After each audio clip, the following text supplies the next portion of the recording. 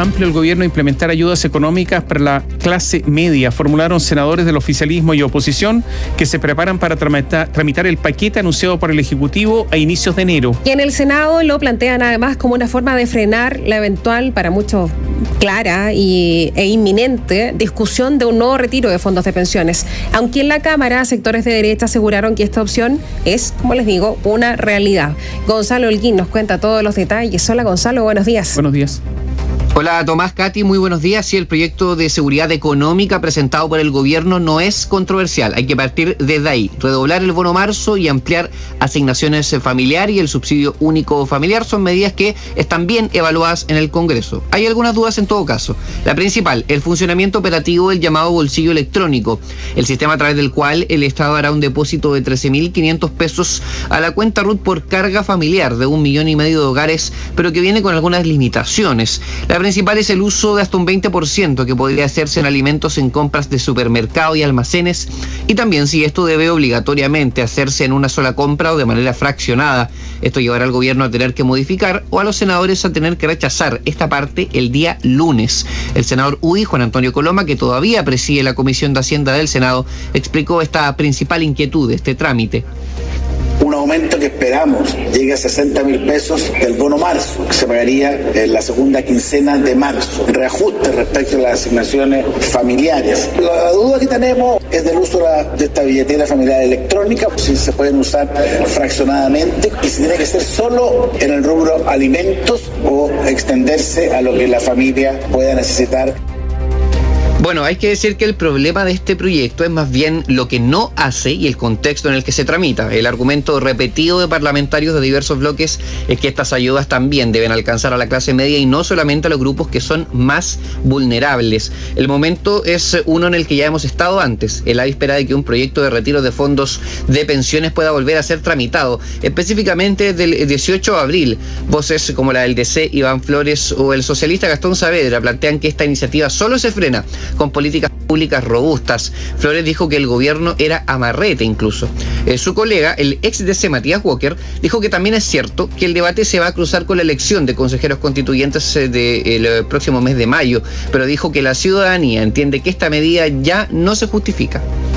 Se pueden cruzar ambos temas, pero yo creo que la ciudadanía entiende que hoy día, en un escenario en que no estamos en cuarentena, que las personas pueden trabajar, lo que hay que hacer es reactivar la economía, entregar ayudas sociales y no hacer que las familias tengan que recurrir a sus propios ahorros previsionales, provocando inflación.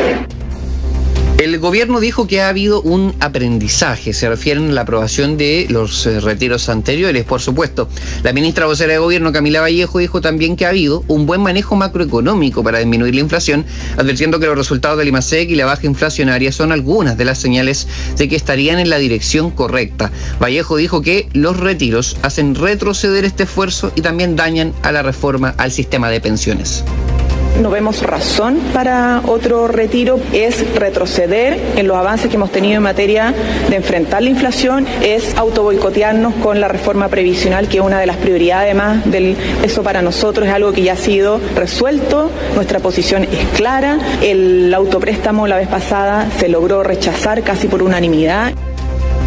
Esto último, lo que apunta la secretaria de Estado, es otro de los caminos que para varios parlamentarios podría destrabar el debate. El autopréstamo, que ya fue rechazado en comisión y que tenía condiciones que sus propios autores reconocieron, más que autoprestarse, era esconder un retiro. En Renovación Nacional han tenido posturas dispares en sus filas desde el primer rescate de fondos y la historia podría repetirse. En solo unos días, Frank Sauerbaum subirá como jefe de bancada y dijo que la única fórmula que tiene el gobierno para competir con estos proyectos son ayudas robustas a la clase media. Sauerbaum dijo que aún no tienen una conversación de bancada, pero sí dijo que si no llegan a acuerdo, cada parlamentario tendrá que votar en conciencia. La única manera que yo veo de desactivar el retiro del próximo 10% es presentando una batería de ayuda a los sectores de clase media. Se presenta una reforma tributaria que los carga más aún. El 10% se presenta como una realidad. En Renovación Nacional lo vamos a definir los próximos días, lo vamos a conversar y si no hay acuerdo, veremos cómo cada uno de nosotros tomará una decisión en conciencia. Bueno, el Ejecutivo espera que la inflación baje una cifra durante este año y confía en avances concretos de la reforma de pensiones y también el avance de las medidas de apoyo a familias vulnerables. En fuerzas oficialistas del Congreso esperan una reacción mayor y además que sea rápido. En los pasillos hablan de que antes de que termine marzo debiese haber nuevos anuncios en términos de apoyos a medida que envían un mensaje de confianza. Dicen de que el gobierno sí entiende que en este momento se juega. Por supuesto que paliar la crisis, por supuesto que también evitar nuevamente un proyecto que perciben haría más daño a las familias. Katy, Tomás. Hay una voluntad para un nuevo retiro, ¿no? En el sentido de una voluntad creciente. ¿Tú ves que hay una base para que esto avance o no? Por lo menos para que sea un trámite, digamos, con tensiones, competitivo, en donde parlamentarios puedan cambiar de opinión, en donde también puedan ser derechamente presionados por sus distritos, como ha ocurrido antes, sí. Ahora, igual, al menos en el Senado, recordemos que el Congreso ya volvió a activarse solo en el Senado. En la Cámara de Diputadas y Diputados vuelve el próximo lunes. Al menos en lo que hemos conversado con senadores y senadoras, la impresión que ellos tienen desde afuera, siendo la otra Cámara del Congreso Nacional, es que en todo caso no estarían los votos de nuevo, de la misma manera en que se rechazó en general. Recordemos que la razón por la que no se tramita durante un año es porque se rechazó en general en Cámara de Origen, o sea, donde se presenta el proyecto.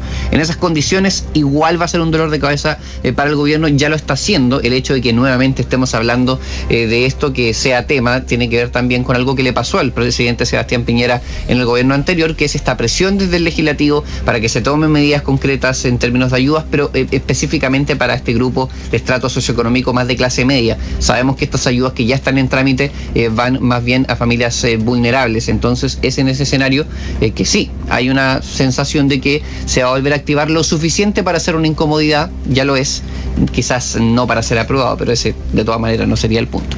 Gonzalo, y en relación a lo que siempre se le va a cobrar a este Ejecutivo, ¿no? El que gran parte de quienes forman parte de él, en el momento en que eran parte del legislativo, siendo parlamentarios, incluido el presidente, apoyaron los retiros en las ocasiones anteriores, incluso cuando ya el Estado había entregado ayudas a las familias en el marco de la pandemia. Hay una cierta idea respecto de que el primer retiro de fondos de pensiones puede haber sido, el comillas, más justificado, porque efectivamente no se habían entregado ayudas de parte del Estado en ese momento, pero luego ya el segundo, el tercero, se dieron en circunstancias en que se habían entregado ayudas bastante potentes, como el IFE y otras herramientas que se entregaron de parte del Estado en pandemia. Respecto de eso, que siempre se le va a cobrar, como digo, al Ejecutivo, ¿hay algún reconocimiento de las autoridades actuales en relación a que quizás apoyaron algo que no, que tenían conciencia de que efectivamente iba a tener los efectos que tuvo en nuestra economía, y eventualmente hacer un mea culpa, no sé, un reconocimiento de eso, y desde esa base comenzar a pedir ahora que no se apruebe